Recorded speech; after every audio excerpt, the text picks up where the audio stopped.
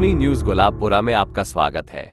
भीलवाड़ा जिले के गुलाबपुरा कस्बे में शनिवार को सार्वजनिक धर्मशाला प्रांगण में पर्यावरण मित्र मंडल द्वारा आयोजित नेत्रदान पखवाड़े में क्या बोले चित्तौड़ प्रांत संस्कार भारती प्रमुख अरुणकांत शर्मा। देखिए समाचार।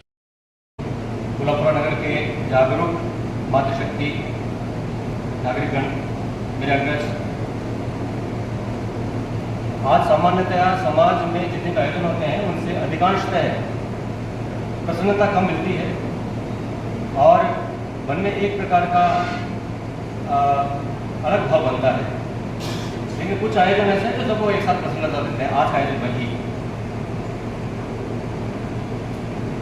नेत्रदान में मैं भी इस विषय पर थोड़ा विचार कर रहा था। मैं सामने बैठ के देख रहा था, दाहिनी ओर नेत्रदान दाता के परिजन, ये सब लोग बैठे हैं। ऐसे कस्बाई क्षेत्र में भी इतनी अच्छी संख्या होना इस क्षेत्र में जागरूक होने का प्रमाण है। और मेरा विश्वास तो ये है कि ये तो नेत्रदाता के परिजन बैठे हैं और इनको छोड़कर विशेष जो इधर समुदाय बैठा है ये नेत्रदाता बैठे हैं। और एक आग्रह जरूर करूंगा मैं कि नेत्रदान के लिए जब किसी के प्राण छूट जाए तब उसके परिजन निर्णय लेते हैं। उसमें कुछ ऐसी स्थिति बन जाती है कि शायद नेत्रदान हो या न हो। इसलिए मैं आपसे आग्रह करता हूं कि ये अधिकार आपके स्वयं के पास है। नेत्रदान करने का, संकल्प पत्र भरने का ये अधिकार आपसे कोई भी नहीं छीन सकता। तो निश्चित रूप से हम ये काम कर सकते हैं। देखिए, नेत्रदान नेत्र चिकित्सा का जो कार्य है मेरे ख्याल से एलोपैथी में 1850-60 के आसपास शुरू हुआ था। लेकिन हमारे यहाँ तो एक गौरव का विषय है कि ईसा जन्म से 600 वर्ष पूर्व महर्षि सुश्रुत, उनकी सुश्रुता संहिता जो लिखी हुई है उसमें नेत्र चिकित्सा का, नेत्र ऑपरेशन का पूरा उल्लेख है। तो हमारे लिए कोई नई बात नहीं है। हमारे लिए नई बात यह है कि हम उस चीज को भूल गए। सामान्यतया एक बात और चलती है आजकल समाज में कि अगर आपको बीपी नहीं है, आपको कोई चिंता नहीं है, आपको किसी तरह परेशानी नहीं है, तो आप अपने घर में अखबार शुरू कर दीजिए। अखबार आप पढ़ेंगे तो आपको जो समाचार मिलेंगे उससे आपको अपना सिरदर्द पैदा हो जाएगा। लेकिन इस प्रकार के आयोजन होते हैं वो आपको आनंद देने वाले होते हैं।